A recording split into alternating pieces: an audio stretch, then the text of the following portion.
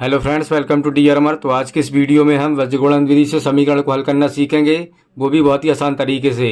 तो आप वीडियो को पूरा एंड तक जरूर देखिएगा, स्किप मत कीजिएगा, नहीं तो आपको समझ में बिल्कुल भी नहीं आएगा दोस्तों। तो चलिए हम वीडियो को स्टार्ट करते हैं। तो जैसा कि ये दो समीकरण दिए गए हैं दोस्तों, 2x + y = 5, 3x + 2y = 8। तो इनको हमको करना क्या होता है दोस्तों, इनको हमको 0 को बराबर करना होता है। तो उसके लिए हमको क्या करना होगा दोस्तों, तो सिंपली इसको हम 0 को बराबर करते हैं। तो ये क्या हो जाएगा, ये 2x + ये y, ये बराबर में 5 दिया गया है, तो इसको हम इस साइड करेंगे तो ये मतलब क्या हो जाएगा, प्लस में दिया गया तो ये माइनस में हो जाएगा। तो सिंपली -5 हो जाएगा, बराबर क्या आ जाएगा, 0 आ जाएगा। तो इसको हम 0 को बराबर कर लेते हैं इस प्रकार से। तो ये हमारा तीसरा समीकरण हो गया दोस्तों इस प्रकार से। इसी प्रकार इसको भी करते हैं दोस्तों। तो simply 3x as it is लिख लेंगे और 2y भी एज इट इज लिख लेंगे।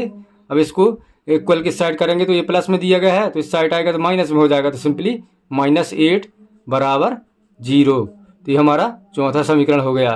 तो अब हम क्या करेंगे दोस्तों, ये जो समीकरण दिए गए हैं इसको हम ax + by + c = 0, ये एक प्रकार का समीकरण होता है दोस्तों। तो इससे हम इसकी तुलना कर देंगे, यानी कि कंपेयर कर देंगे। तो दोस्तों इस समीकरण की मदद से हम a1 b1 c1 a2 b2 c2 की वैल्यू निकाल लेंगे।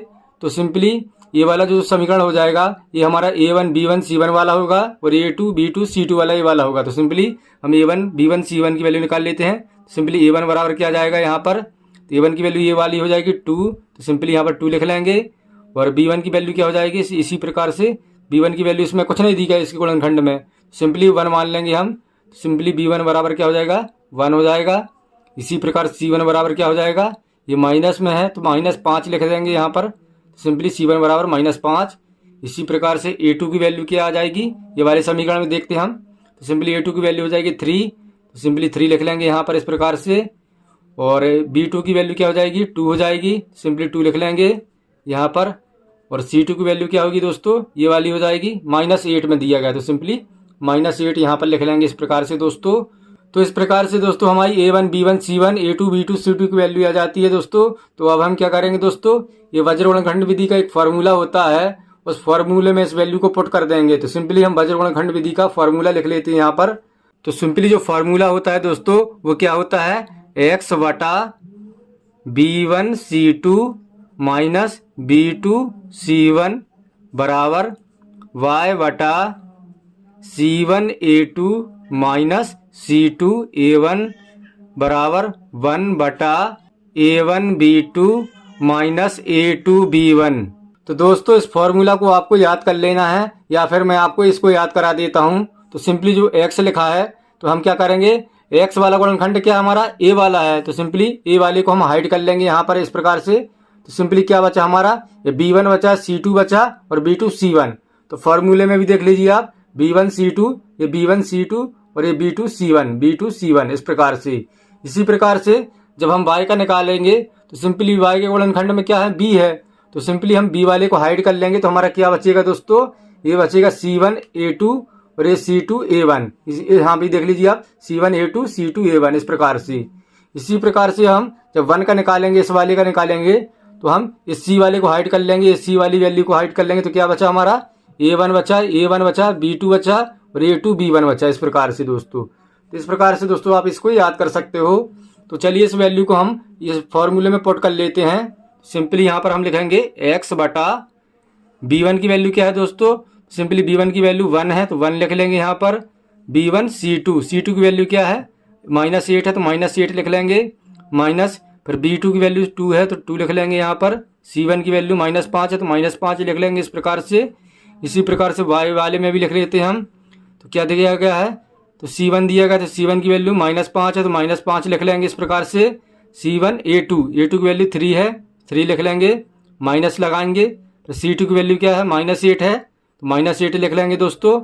फिर क्या है, c2 के बाद क्या है, a1 की वैल्यू 2 है तो यहाँ पर 2 लिख लेंगे इस प्रकार से। इसी प्रकार से दोस्तों हम 1 की वैल्यू भी लिख लेते हैं, 1 / a1 की वैल्यू क्या दी गई है दोस्तों, 2 दी गई है तो 2 लिख लेंगे यहाँ पर। और b2 की वैल्यू क्या दी गई है, 2 दी गई है तो 2 लिख लेंगे यहाँ पर, माइनस का चिन्ह लगाएंगे। और a2 की वैल्यू क्या दी गई है, 3 दी गई है तो 3 लिख लेंगे। और b1 की वैल्यू क्या है, 1 है तो 1 लिख लेंगे इस प्रकार से दोस्तों। तो चलिए समीकरण को हम सॉल्व कर लेते हैं। तो सिंपली यहाँ पर हम लिख लेंगे x बटा, इसको अब हम सॉल्व करेंगे तो कितना आ जाएगा, ये 1 का गुणा माइनस में 8 में होगा तो कितना आ जाएगा, -8 ही होगा। सिंपली -8 लिख लेंगे और ये माइनस माइनस क्या हो जाएगा दोस्तों, प्लस हो जाएगा, तो सिंपली प्लस लिख लेंगे और 2 पंचे कितना हो जाएगा, ये 10 हो जाएगा, तो 10 लिख लेंगे। इस प्रकार से दोस्तों बराबर का चिन्ह लगाएंगे, y बटा, फिर यहाँ पर y की वैल्यू भी लिख लेंगे। तो यहाँ पर -5 और इधर 3 ही है तो कितना हो जाएगा, ये -15 हो जाएगा। 5 या 15 होता है तो सिंपली -15 लिख लेंगे और ये माइनस और माइनस क्या हो जाएगा दोस्तों, प्लस हो जाएगा, तो सिंपली प्लस लगा लेंगे। फिर इसका गुणा करेंगे तो कितना हो जाएगा, ये 8 दूना 16, तो सिंपली 16 यहाँ पर लिख लेंगे। इस प्रकार से दोस्तों बराबर का चिन्ह लगाएंगे, फिर 1 बटा, इसको हम सॉल्व करेंगे तो कितना हो जाएगा, ये 2 दूना 4, तो 4 लिख लेंगे यहाँ पर इस प्रकार से। और ये माइनस का चिन्ह लगा तो माइनस का चिन्ह लगाएंगे, 3 एकम 3, तो सिंपली 3 लिख लेंगे इस प्रकार से दोस्तों। तो चलिए इसको हम सॉल्व कर लेते हैं। तो सिंपली ये क्या हो जाएगा, x बटा, इसको जब हम घटाएंगे तो कितना हो जाएगा, 10 में से 8 जाएगा, कितना बचेगा, 2 बचेगा, तो सिंपली 2 लिख लेंगे यहाँ पर, बराबर y बटा, इसको घटाएंगे तो कितना बचेगा, ये 16 में से 15 गया, कितना बचा, 1 बचा, तो 1 लिख लेंगे, बराबर, इसको घटाएंगे तो कितना हो जाएगा, 1 बटा, 4 में से 3 गया, कितना बचा दोस्तों, 1 बचा, तो 1 लिख लेंगे इस प्रकार से। तो दोस्तों अब हम क्या करेंगे, इस समीकरण को एक बार इसके साथ ले लेंगे और एक बार इस समीकरण को इसके साथ ले लेंगे। तो चलिए इसको हम सॉल्व कर लेते हैं। तो सिंपली हम क्या कर लेंगे दोस्तों, x बटा 2 बराबर, एक बार इसको ले लेंगे तो सिंपली कितना हो जाएगा, 1 बटा 1 हो जाएगा इस प्रकार से। तो सिंपली x का गुणा 1 में होगा तो x ही आएगा और 2 का गुणा 1 में होगा तो 2 ही आएगा। तो सिंपली x बराबर कितना आ गया हमारा, 2 आ गया इस प्रकार से। इसी प्रकार से हम इस वाले को ले लेते हैं y बटे 1 और इस वाले को ले लेते हैं। तो सिंपली ये कितना आ जाएगा, इसका हम त्रियक गुणा कर देंगे यानी कि क्रॉस मल्टीप्लिकेशन कर देंगे। तो y का गुणा 1 में होगा तो y आ जाएगा सिंपली, और 1 का गुणा 1 में होगा तो 1 आ जाएगा। सिंपली y बराबर कितना आ गया, 1 आ गया। तो इस प्रकार से दोस्तों मैंने x का और y का मान निकाल लिया है। तो इसी प्रकार से आपको वर्ज्य गुणनखंड विधि से समीकरण को बनाना है दोस्तों। तो आई होप ये आपको अच्छे से समझ में आ गया होगा। वीडियो अच्छा लगा तो वीडियो को फटाफट लाइक कर दीजिए दोस्तों, और चैनल पर पहली बार आए हैं तो प्लीज़ चैनल को जरूर सब्सक्राइब कर लें और साथ ही साथ बेल आइकन को भी दबा लें ताकि आने वाली सारी वीडियो की नोटिफिकेशन आपको मिलती रहे दोस्तों। तो चलिए मिलते हैं नेक्स्ट वीडियो में ऐसे ही किसी वीडियो के साथ। Thank you.